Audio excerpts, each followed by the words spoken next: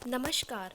मैं आपको ज्योतिषमती के बारे में बताने जा रही हूँ, जिसका प्रमुख कर्म मेद्य है, जो तंत्रिका तंत्र के लिए फायदेमंद हो। गण। चरक ने इसे शिरोविरेचन गण में माना है। सुश्रुत ने इसे अधोभागहर और शिरोविरेचन गण में माना है। इसकी family Celastraceae, Latin name Celastrus paniculatus, English name staff tree, intellect plant है। इसके पर्याय इस प्रकार है। पारावतपदी। पारावतपदी इसे इसलिए बोलते हैं क्योंकि कबूतर के पैरों पर भी श्वेत बिंदु देखने को मिलते हैं, इसलिए इसे पारावतपदी कहते हैं। काकांडी। फल कोए के अंडे जैसा दिखता है, इसलिए इसे काकांडी बोलते हैं। कंगुनिका। कंगनी धान के समान बीज होता है, इसलिए इसे कंगुनिका कहते हैं। वेगा। उत्साह को बढ़ाने वाली। पीत तैला। इससे पीत वर्ण का तैल निकलता है, इसलिए इसे पित्त तैला कहा जाता है। जैसा कि आप फोटो में देख सकते हैं, इसकी शाखा पर भी श्वेत बिंदु है और कबूतर के पैरों पर भी श्वेत बिंदु होते हैं। इसका स्वरूप लता, झाड़ीदार, झुकी हुई, जिसकी शाखाओं पर श्वेत बिंदु होते हैं। इसका पुष्प पीताभ, हरित, गुच्छों में और ग्रीष्म ऋतु में पाए जाते हैं। इस फोटो में आप देख सकते हैं, इसके पुष्प हरे होते हैं। इसके फल गोलाकार, त्रिखंड, मटर के दाने के समान कच्चे रहने पर हरे होते हैं तथा पकने पर पीले हो जाते हैं।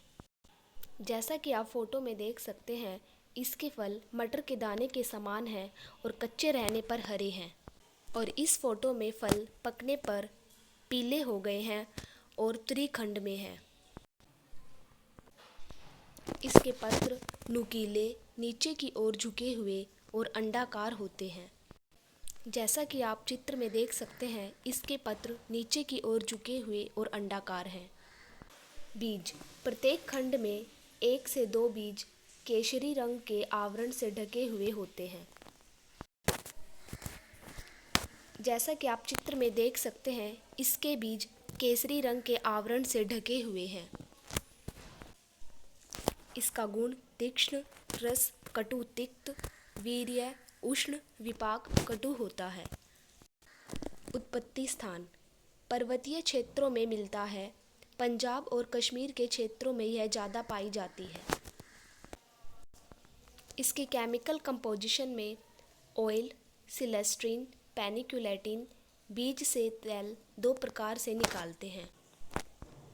पहला, कोल्हू में दबाकर जो तेल निकलता है वह पीत वर्ण का तेल निकलता है, और जो पाताल यंत्र से तेल निकलता है वह कृष्ण वर्ण का तेल निकलता है, जिसे ब्लैक ऑयल भी बोलते हैं। प्रयोज्य अंग और मात्रा। बीज और तेल। अगर हमें बीज यूज़ करना है तो 1 से 2 ग्राम लेंगे। तेल लेना है तो इसकी 5 to 15 ड्रॉप्स लेंगे। अहित प्रभाव।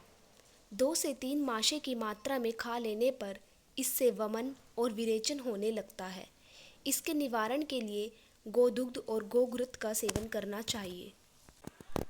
इसके कर्म वात कफ शामक, दीपन, वेदना स्थापन, बल्य, वाजीकरण, कुष्ठग्न, श्वेतजनन, ज्वरघ्न है। इसका विशिष्ट योग ज्योतिषमती तैल है, जैसा कि आप चित्र में देख भी रहे हैं।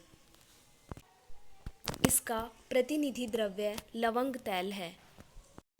ज्योतिषमती क्लाइंबिंग स्टाफ ट्री बेनिफिट्स।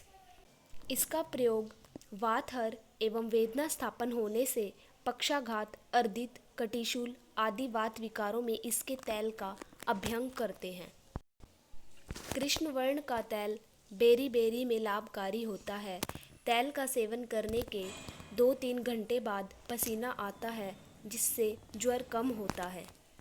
स्मरण शक्ति बढ़ाने के लिए तैल गोघृत में मिलाकर प्रयोग करते हैं। अफीम का नशा छोड़ने के लिए पत्र का स्वरस 40 ml की मात्रा में लेना चाहिए। वात कफ शामक होने से श्वास कास में प्रयोग होता है। शिरोविरेचन के लिए इसके बीज को नस्य के रूप में प्रयोग किया जाना चाहिए। कष्टार्तों में इसका पत्र शाक घी में बनाकर दिया जाता है। उष्ण होने के कारण गंडमाला आदि पर लगाते हैं। Amazing benefits and uses of malkangni seed oil. किसी को जॉइंट पेन है तो इसके तेल की मसाज करनी चाहिए। यदि स्ट्रेस है तो स्काल्प पर मसाज करनी चाहिए क्योंकि यह ब्लड सर्कुलेशन के लेवल को इंक्रीज़ करता है। एक्नी स्कार्स की प्रॉब्लम है तो अफेक्टेड एरिया पर इसे डेली अप्लाई करना चाहिए। यदि डैंड्रफ की प्रॉब्लम है तो इसे आलमंड ऑयल के साथ मिक्स करके लगाना चाहिए। इससे स्कैल्प को नरिशमेंट मिलेगा। मॉडर्न रिसर्च पेपर के अकॉर्डिंग ज्योतिषमती घृत का प्रयोग इंटेलेक्चुअल पावर, रिटेंशन पावर को इंक्रीज करने में किया जाता है, जिसे हम धी, धृति, स्मृति कहते हैं, क्योंकि ये नोरेपिनेफ्राइन और डोपामीन के लेवल को इंक्रीज करके ट्रांसमिशन पावर को एक्टिवेट करता है। Thank you.